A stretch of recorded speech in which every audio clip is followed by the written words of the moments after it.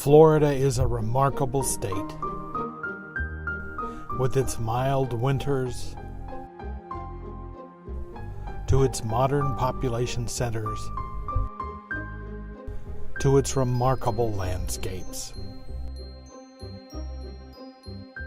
Florida has a great variety of ecosystems, from the subtropical wilderness of the Florida Everglades to the salt marshes of the Gulf Coast,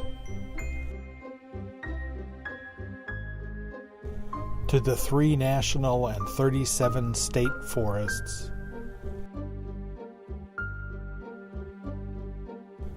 to its over 700 natural springs, the largest concentration in the world.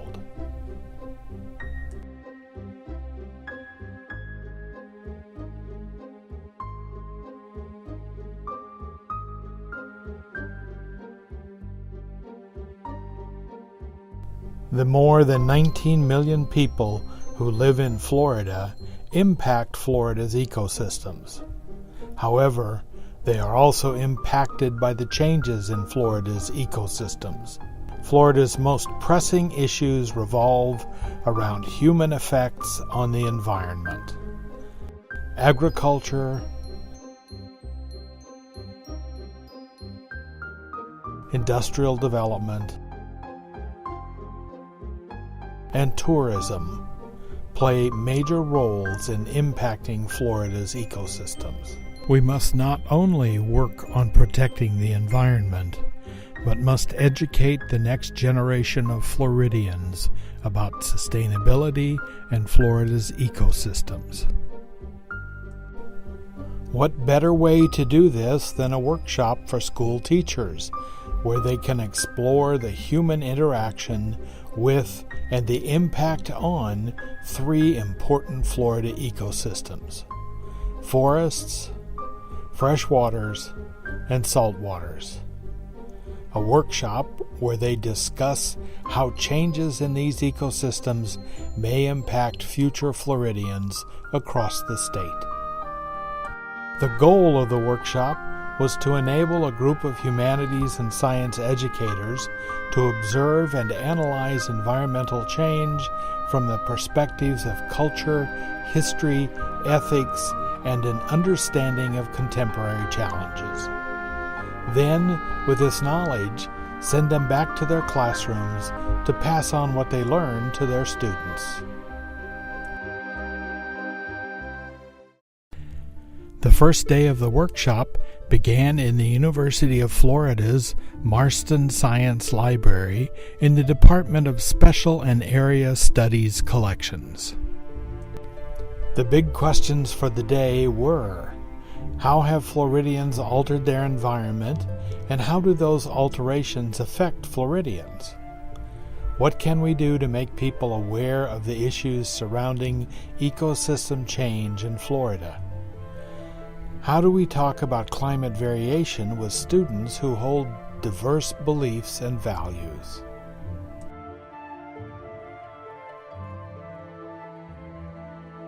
The presenters included Dr. Ryan Marini from the Samuel Proctor Oral History Program, Dr. Stephen Knoll from the Department of History, and Diana Dombrowski with the Humanities and Social Sciences Library.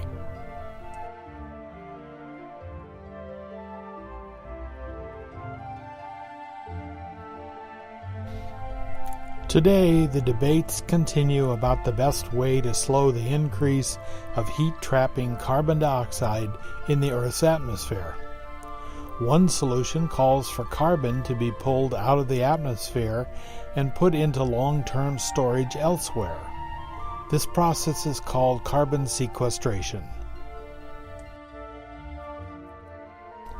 However, instead of relying on technology to perfect a method of doing this, we can increase carbon sequestration right now by working with some experts. They're called trees, and they have almost 350 million years experience in sequestering carbon. Forests cover about half of Florida's land area, with most of the timberlands lying north of Orlando. In the northern half of the state, most counties are at least 50% forested. In the southern half, the percentage peaks at 40%. Statewide, there are 17.3 million acres of forests. 15.4 million acres of those timberlands are working forests that serve many purposes. A working forest is a forest where the ecosystem serves many purposes, such as carbon sequestration and storage in timber products, water filtration, terrestrial and aquatic habitats for flora and fauna, recreational opportunities, and natural beauty. Forests, dominated by trees and other woody plants, are complex ecosystems in which many plants and animals coexist with one another. Sound forest management can help mitigate future climate change by allowing forests to adapt to potential changes in temperature, precipitation, and other variables. Early the second day, the teachers boarded a bus to the newly rebuilt Austin Carey Forest Learning Center north of Gainesville, Florida.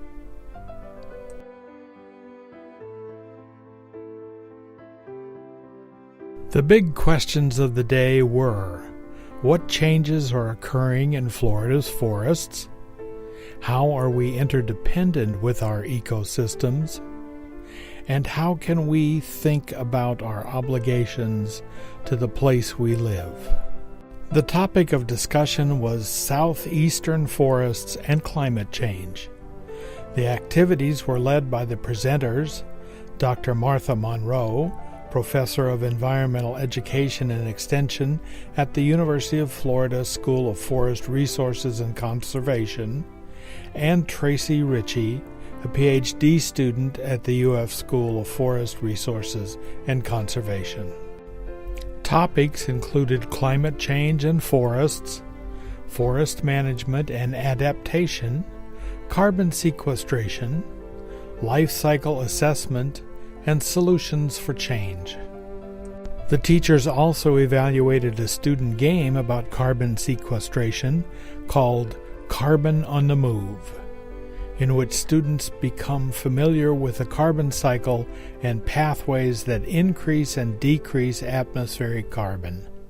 Each teacher played the role of a carbon atom and experienced the various pathways it followed as it traveled through the carbon cycle. Then, guided by Dr. Monroe and Miss Ritchie, they headed outside to get their hands dirty by learning how to recognize climate-related changes in a forest by measuring the heights of pine trees. They did this by measuring the distance away from the tree to where they were standing. Then they measured the angle from their eye to the top of the tree. By using some trigonometry, they calculated the vertical distance from their eye to the top of the tree. By adding the height of their eye above the ground to the height they had calculated, they determined the total height of the tree.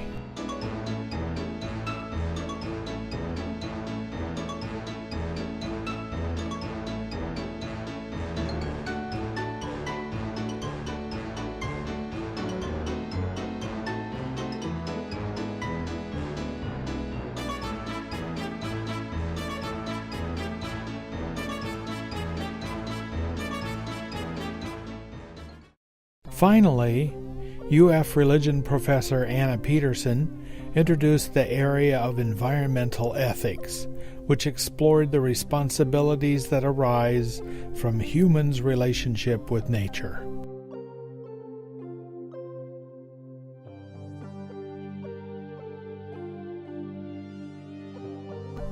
One of the unique ecosystems found in Florida are its over 700 artesian aquifer-fed springs, the largest concentration in the world. The Florida Artesian Aquifer is a confined aquifer containing groundwater under a positive pressure. In some areas of Florida, The water follows cracks in the limestone karst and eventually flows free on the surface to form springs. Today, there are well-known threats to these springs, such as reduced water volume flow rates due to overpumping of the aquifer that feeds the springs, and pollution from nitrates found in fertilizers as well as human and animal waste.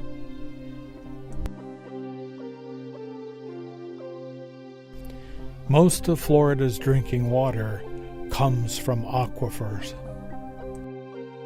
The big questions for the day were, where does our water come from? What challenges are facing Florida's fresh waters? And how do political factors mediate our relationship to the environment?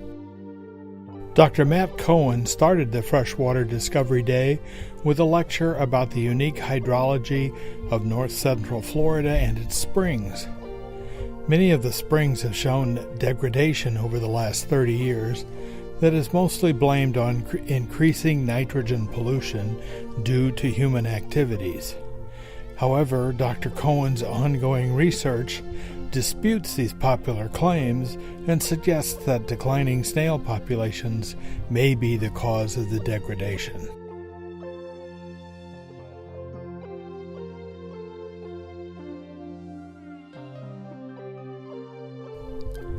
To explore these questions, the teachers set out to the crystal-clear spring basin at Silver Glen Springs, a beautiful spot along the edge of the big scrub of the Ocala National Forest.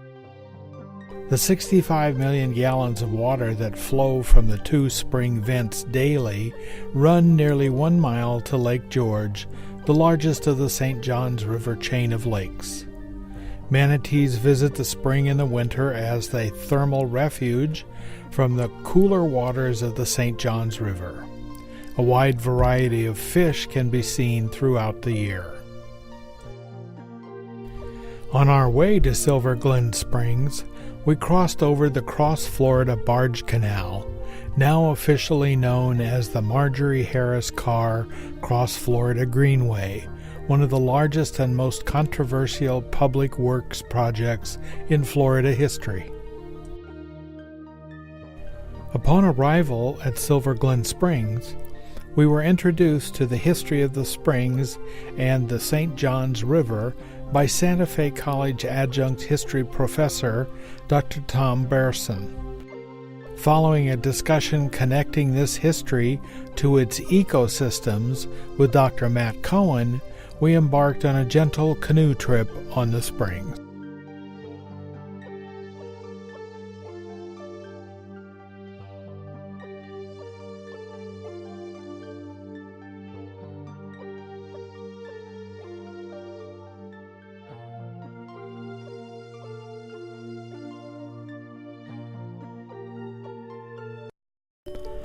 Following the canoe trip, we traveled to the city of Palatka to the St. Johns River Center to visit the Smithsonian Museum's traveling exhibition Waterways, which focused on the relationships between people and water.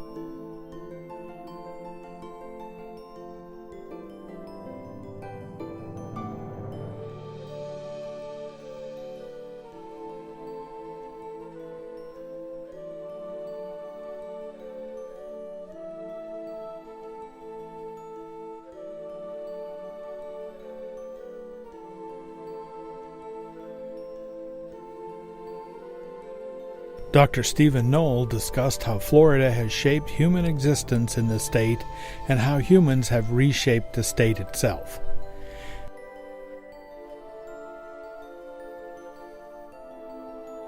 He stressed how Floridians have gone from concerns of too much water to too little water in less than a century.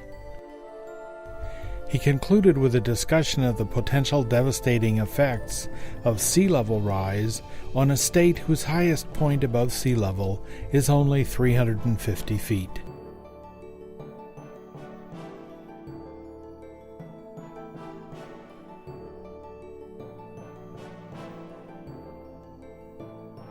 Salt marshes are coastal wetlands rich in marine life.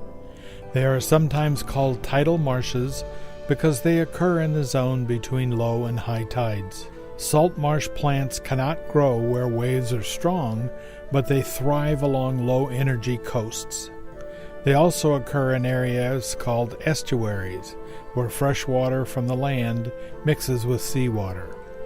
A distinctive feature of salt marshes is the color of the plants. They are various shades of gray, brown, and green. Florida is home to an estimated 420,000 acres of salt marsh.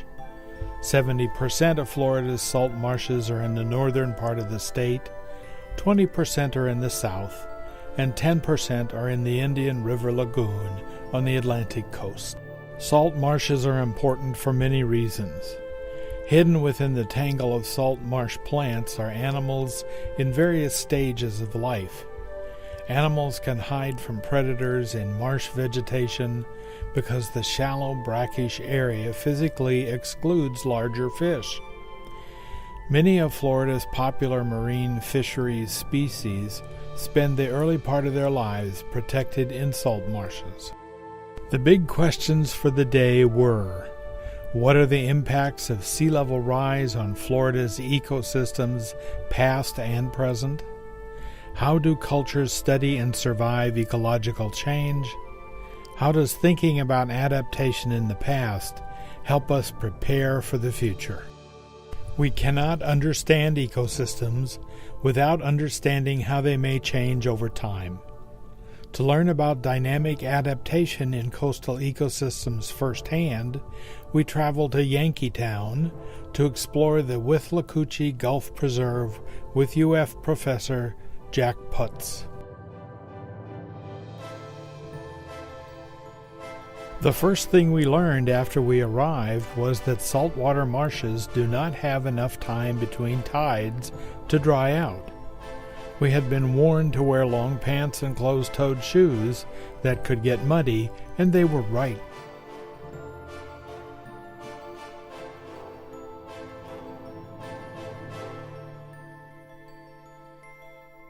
Professor Putz led us on a hands-on lesson into the marsh and a discussion of the consequences that climate change and sea level rise would have for the marsh.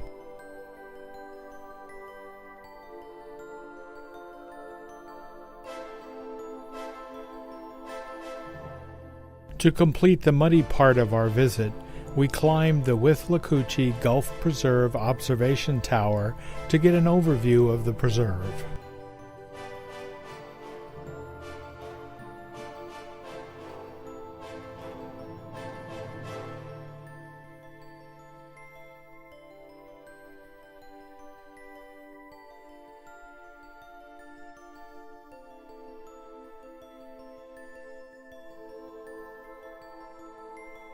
After a short bus trip, we set sail on the UF Discovery with Captain Kenny McCain for Seahorse Key. In 1951, the University of Florida established the Seahorse Key Marine Laboratory by leasing the key from the U.S. Department of Interior. Seahorse Key is a 165-acre island located in Levy County and is part of the Cedar Keys National Wildlife Refuge. The island's rich history includes thousands of years of human habitation and use, Civil War battles, a marine laboratory, and inclusion on the National Register of Historic Places.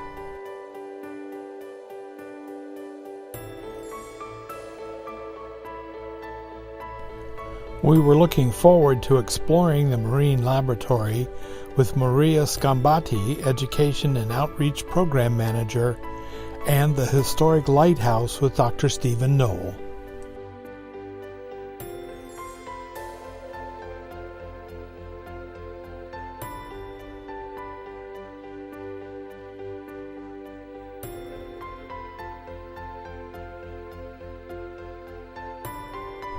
The teachers ended the day by visiting the Shell Mound, a prehistoric Native American area about 10 miles from Cedar Key. Dr. Ken Sassaman explained how Native Americans reshaped the land in response to daily, seasonal, and yearly events. He showed how these peoples understood the changes in sea level rise that occurred naturally and adapted to sea level rise by relocating and building huge mounds to protect from those natural changes. These mounds, made of thousands of shells, were not simply the trash middens, but were the integral parts of a complex pattern of celebration and religion.